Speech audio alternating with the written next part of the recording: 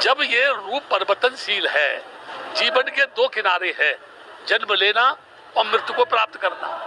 आदमी पैदा होगा, उसके बाद मर जाएगा।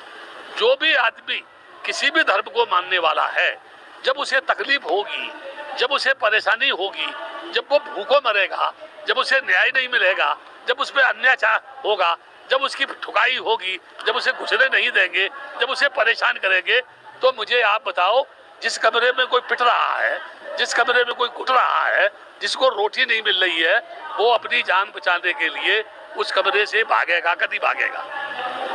अपनी जान बचाने के लिए भागेगा, नहीं भागेगा? सर, कुछ कथावाचक हैं, वो लगातार बयान ये दे रहे हैं कि आप जो है लोगों को बहला फुसला कर वो ईश्वर के रास्ते से हटा रहे हैं और जो है कि वो सभी नरक में जाएंगे, वो लोग, आप भी और वो लोग भी। मैं देखो, मुझे तो यानी दया आती है अच्छा कथावाचकों के ऊपर, क्योंकि वो हमसे कह रहे हैं कि ईश्वर से भटका रहे हैं। सही माने में तो वही भटका रहे हैं। जो भी नारियां बाज जाती हैं और तान लेकर के नाचने लगती हैं, यानी जो योगी है, कथावाचक है, वो अपने उंगलियों के ऊपर उनको नचा रहे हैं। किनको? उन महिलाओं को नचा रहे हैं। और वो क्या कह रहे हैं?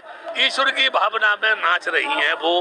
तो मैं लोगों से ये जानना चाहता हूँ, कोई दुनिया का योगी अगर गोपिकाओं के वस्त्रों को लेकर के पेड़ पर चढ़ जाए और कहे कि इस पानी के अंदर देवता का वास है जिसमें तुम नग्न नहा रही हो, इसलिए प्रायश्चित स्वरूप हाथ जोड़ करके ऊपर हाथ खड़े करो और मेरे सामने प्रायश्चित करो, तो मैं आपसे ये जानना चाहता हूँ, आखिर उसके मन में क्या है?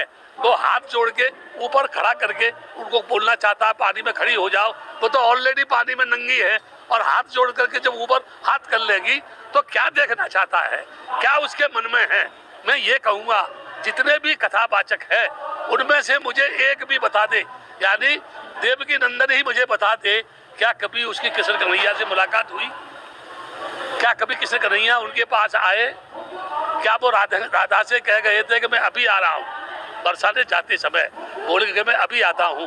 वो राधा आज भी बैठी वृंदावन में, उसकी तलाश में बैठी हुई है और वो कन्हैया आज तक नहीं आया।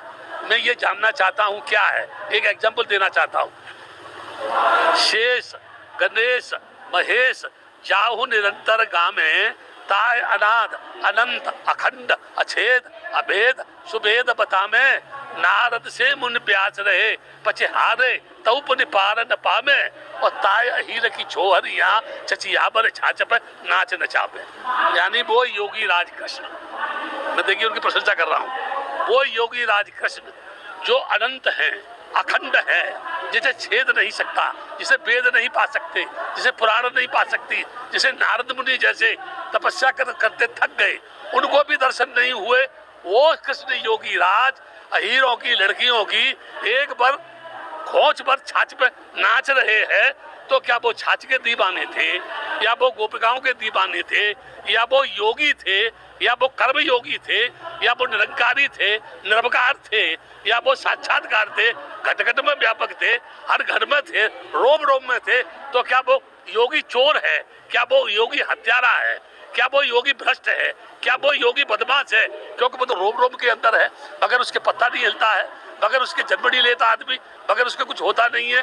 वो कर्म करो तुम, दंड वो देने वाला है, रिक्शा मैं चलाऊंगा, पैसा वो देगा। अगर आज की इस थोड़ी पर आदमी चलेगा तो उसके बच्चे भूखे मर जाएंगे, है ना? इसलिए जितने कथावाचक है उनको ये डर है कि अगर महिलाओं को ज्ञान हो गया, दुनिया की कोई भी महिला हो, मैं आपके चैनल के माध्यम से कह रहा हूँ, कोई भी दुनिया की महिला किसी मंदिर में जाए, किसी भी देवी के पास जाए, किसी की भी पूजा करे, किसी भी योगी की कथा सुने, किसी की भी भागवत सुने, यदि वो अपने मन से अपने पति को अच्छे ढंग से भोजन बना के नहीं देती है, अपने पति से अपने मन से प्यार नहीं करती है, अपने मन से अपने पति के साथ जीने मरण का संकल्प नहीं लेती है, कोई भी नारी पति के सुख दुख में काम नहीं आती है, कोई भी पति पत्नी के सुख दुख में काम नहीं आता है, वो नारी किसी भी देवता की शरण में चली जाए, कोई भी दुनिया का देवता उसकी रक्षा नहीं कर सकता है। अगर कपड़ा लाके देगा, अगर पेट भर रोटी देगा, अगर प्यार करेगा, यदि मोहब्बत करेगा तो उसका पति करेगा, उसको चाहने वाला करेगा। कभी भी कोई ऊपर से देवी देवता आकर के उसको अपने गले का हार नहीं बनाएगा, ना ही कोई उसको साड़ी खरीद के देगा। लेकिन इस तरीके की बातों से तो आप उन सभी कथावाचकों का रोजगार छीन लेंगे ना। अगर मैं लोगों को आपकी बात समझ में आ गई तो रोजगार छीन जाएगा। मैं तो ये कह रहा हूँ वो और रोजगार करे। एक कहावत है, जी बुरे की प्रीत बुरी, जुए की जीत बुरी, कामनी के संग काम जागे ही काजल, काजल की कोठरी में लाग तू जतन कर, काजल का दाग भाई लागे ही लागे। उसे बचेगा कहाँ? किसी फिल्म का गाना है, आस निराश के दो रंगों में दुनिया तूने बसाई। आस और निराश, जहाँ आशा है वह निराशा है, जहाँ मैं है वह तू है, जहाँ राग है वह द्वेष है, जहाँ दुख है वह सुख है, जहाँ रात है वह दिन है, जहाँ आज है वह कल है। इसलिए मैं एक बात ये कहूँगा आपसे, कोई भी व्यक्ति दुनिया का किसी को भी गुमराह नहीं कर सकता है। सिर्फ ये बात कह के मैं एक बात खत्म करूंगा, जिसने नारी का शोषण किया वो महान है, या जिसने किसी नंगी महिला को उसकी अस्मत को ढकने के लिए उसके ऊपर वस्त्र डाला वो महान है। यहाँ जितना आदमी भ्रष्ट, बेईमान, गुंडा, बदमाश है उसकी पूजा होती है, जितना ईमानदार है, जितना गरीब है, जितना सच्चा है, जितना भोला है उसकी बेइज्जती होती है। यहाँ पर गुंडों की पूजा और ईमानदारी की ठुकाई होती है। ये हमारे देश का उसूल है। जितने देवता हैं सबके पास हथियार है कि नहीं है? मुझे बगैर कोई हथियार का अब यह एक प्रश्न है, राम को युद्ध करना पड़ा सीता पाने के लिए। कुरुक्षेत्र में युद्ध हुआ कौरव पांडवों में केवल जमीन के लिए। बुद्ध तो बगैर किसी हथियार के, बगैर किसी फौज के, बगैर किसी राजा की मदद के एक अंगुलीमाल जैसे हत्यारे को 2 शब्द से अपना शिष्य बना के ले आया। वो सिकंदर क्या था जिसने जिल्म से जीते जहां, प्यार से जीते दिलों को वो झुका दे आसमां।